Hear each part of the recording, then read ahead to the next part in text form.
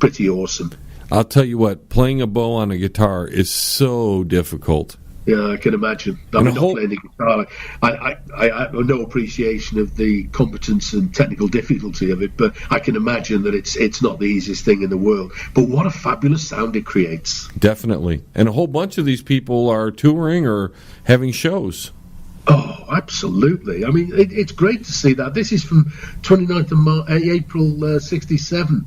Again, mentioned Pink Floyd, so Nick Mason, Roger Waters are out and about. But Arthur Brown's on tour in the UK and Germany, 4th to the 18th of November. These are mostly very short, so you need to get your skates on, as it were, for this. Roy Wood, who is on tour again. He's got a new creation that's billed as the Roy Wood Rock and Roll Band, and that would be well worth seeing. That's just in the UK, 1st of November to 20th of December. But the Pretty Things are on tour. Netherlands, Belgium, Denmark, Sweden, Germany, Spain, Portugal, and the UK.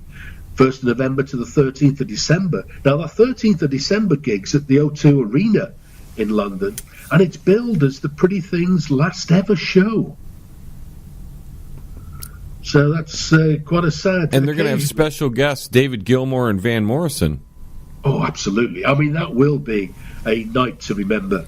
I mean, there'll be all kinds of people in the audience there. If you're sort of star spotting, there will be an awful lot of people there. It'll be, that would be an awesome gig. I mean, these guys came out of the very early 60s British R&B boom. I can't remember the time of their first single, but it's going to probably be about 1963, I would think. Absolutely incredible. Smoke 'em if you got 'em. Because the John Lebang Show will be right back after this. That's guaranteed. Yes. Pane in the Glass, commercial and residential window cleaning for a beautiful sparkling shine that's crystal clear. Call Pane in the Glass Window Cleaning. You can find them on Facebook at Pane in the Glass. Hey man, you're listening to the John Lebang Show, man. That's good, because that means you ain't stupid. By mid-67, Traffic had released Paper Sun, a classic piece of British music there. And Steve Winwood's on tour. Catch him in Ireland and the UK 20th to the 28th of February. So, just a week of gigs there. But he'd be great to see. Now, not many people would associate, Steve Winwood with psychedelic music, but he goes way back to May 67 with Traffic. Oh, absolutely. And, I mean, if you listen to their early albums, I think it's the first album, absolutely awesome music. But one of the British psychedelic bands that was very popular, didn't sell a lot of records, but they were a fabulous band. They were a band called Tomorrow, and they released a track called My White Bicycle. A lot of people might recognise it from Nazareth. I think Nazareth covered it. And they had a couple of guys in there, a guy called Steve Howe, who actually went on to join Yes, and Twink, the drummer. He joined Pretty Things in time for the 1968 album SF Sorrow. With the Strawberry Alarm Clock is really sort of starting to happen for them now, really. In the April of 67, as 3 Sixpence, they released Birdman of Alcatraz, which I think is a great name, with the B-side Incense and Peppermints, and that was their 5th single on the All-American label. But about a month later, they changed their name to the Strawberry Alarm Clock, and they released the same song, but because people had picked up on the B-sides, Incense and Peppermints, they flipped it, and the Birdman of Alcatraz became the B-side, and it gave them a #1 American hit single. And all that did was take a name change to do that and flipping it over. That's pretty good. Absolutely. Oh, and they moved as well to United Artists. No, so not United Artists, Uni, which is a much bigger label, so they're probably getting more promotion. But they were never very successful. They had no UK hits at all, and they just had one more American hit with Tomorrow in 68. It got to 23. So now we got the Beatles. Well, now, yeah, we come to the Beatles' most famous album, released on the 1st of June 67 in the UK and 2nd of June 67 in America. It was their 9th UK album, their 12th Capitol American album. And of course, Sgt. Pepper's Lonely Hearts Club Band, and that's got a bunch of psychedelic well-deserved songs on it. And there was a big call in the UK to legalise marijuana, legalise pot ad in the Times newspaper, which is a major national newspaper in the UK. It was one of the highbrow newspapers, particularly in the 1960s. And that was actually funded by the Beatles, and that was in response to the jailing of John Hopkins. And this is the time, of course, now summer of '67, when the Pink Floyd released their Piper at the Gates of Dawn album. Absolutely superb. Syd Barrett actually wrote most of it. Interestingly, the album's title is taken from the Chapter 7, the title of Chapter 7 of Wind in the Willows by Graham Greene, and by Kenneth Graham. And that's apparently one of Syd Barrett's favourite books. And I like the inspirations for some of the other tracks. Chapter 24, for instance, was apparently inspired by the 5,000-year-old Chinese tome I Ching, the Book of Changes.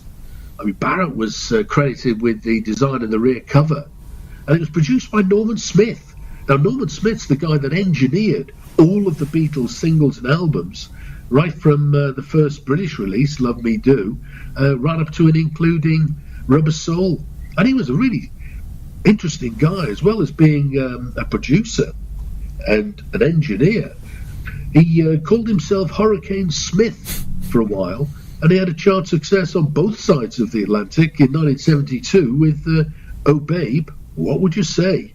But Tyrannosaurus Rex, this is Mark Bolan and a guy called Steve Berggren Took. He's starting out now. They made their live debut in the summer of '67 at a club called Middle Earth. They were interesting because they were a psychedelic folk duo, and they didn't have an awful lot of success. I mean, Mark Bolan's one of these guys that was beavering away right through the 60s before he found real success in the early 70s with glam rock.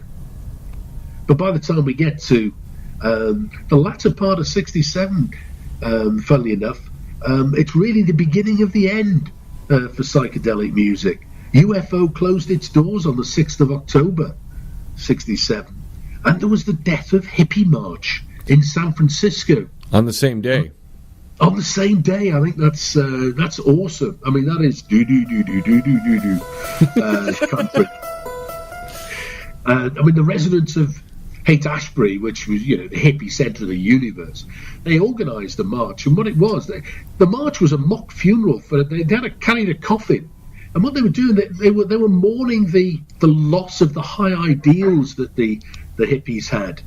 And they consider that what had happened, as we can see by the chart success that's started to happen with psychedelic music and more bands coming into it or exploiting the opportunities that psychedelia presented. And they thought that, the whole hippie ethos had been killed off by overexposure and rampant commercialism by a bunch of hip capitalists. So they basically thought it was taken over by people that just wanted to make a movement out of it to sell things make money.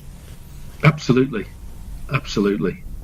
And that was the famous death of Hippie March. And it's interesting to note that was as early as October 1967. I mean, Zappa had his parody around this sort of time as well with We're Only In It For The Money, where it's double sleeve and the inside is a parody of the Sgt. Pepper group photograph. There's still some great music coming, and it carries on for a while yet. Love Release Forever Changes. Now, that was their third album. I think the drummer had moved on by then, but it was still more or less the early-ish lineup. But Mojo magazine actually put that as the second best psychedelic album ever. So, a well-rated psychedelic album. And I thought I'd check out what they thought the other good albums were. In their top 5, they had Electric Ladyland. That hasn't been released yet. Another year or so for that. Hendrix, Love Forever Changes. Pink Floyd, Piper, that's 3. 13th Floor Elevators, Psychedelic Sounds. And the 5th, they had Sgt. Pepper. And you're saying Electric Ladyland was number 1? Electric Ladyland, yeah. Mojo magazine put it as what they consider to be the best psychedelic album ever. That's interesting. And what's even more sort of interesting in a sense is it wasn't released. Well, certainly I think it was in the UK. It was released in November '68. I would imagine it was released on both sides of the Atlantic about that sort of time, end of '68. So it's still a way to go, and it's outside of what is really the classic era of psychedelia.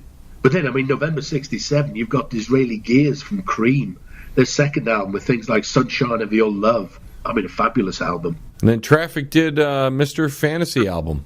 That's right. I mean, that is an awesome album. That's at the end of 1967.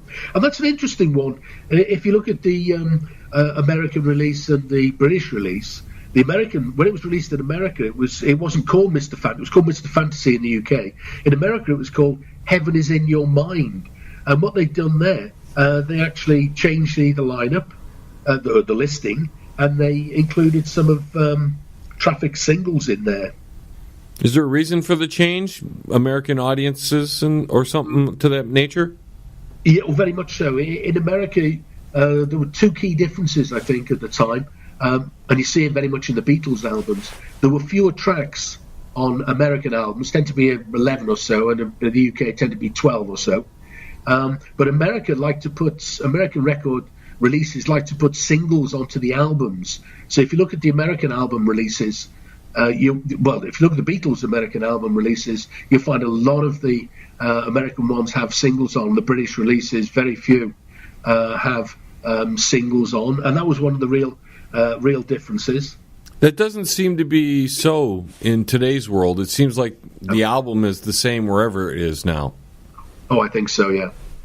I'm not sure how many people now buy an album as such, and rather than constructing their own album by buying individual tracks. Yeah, it's funny how the music world has kind of gone back to the roots of rock and roll in the fact that singles were huge when it first started, and then we did the album thing for many years, and now it's come full circle where singles are really the way to go for bands. Oh, absolutely.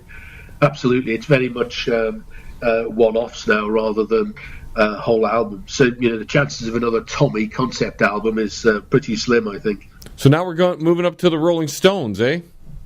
That's right. I mean, at the end of '67, in December, they released their Satanic Majesty's Request. And that really was psychedelic stuff. But it was the first Stones album to get a very mixed reception from the press and from the public. A lot of people really didn't like the album.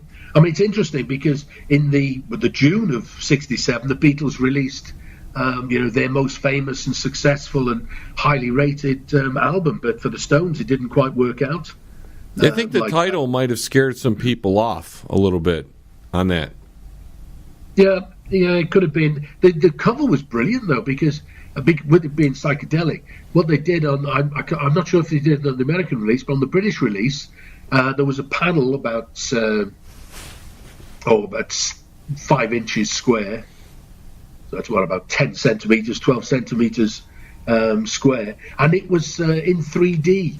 So if you held the album in front of you and moved it from side to side, the head seemed to move on the Stones, and they were pictured in a seating position. It was a great album. Man, a lot of fascinating information this month, Derek.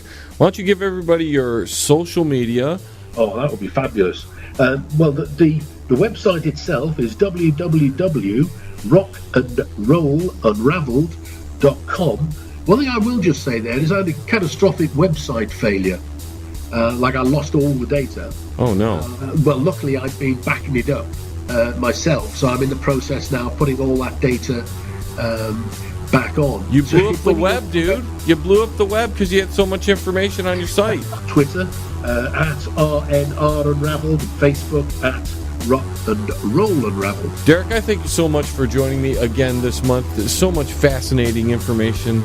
I mean, you're just a plethora of information that not many people have this kind of background knowledge on the history of rock and roll and all the genres that split off from it.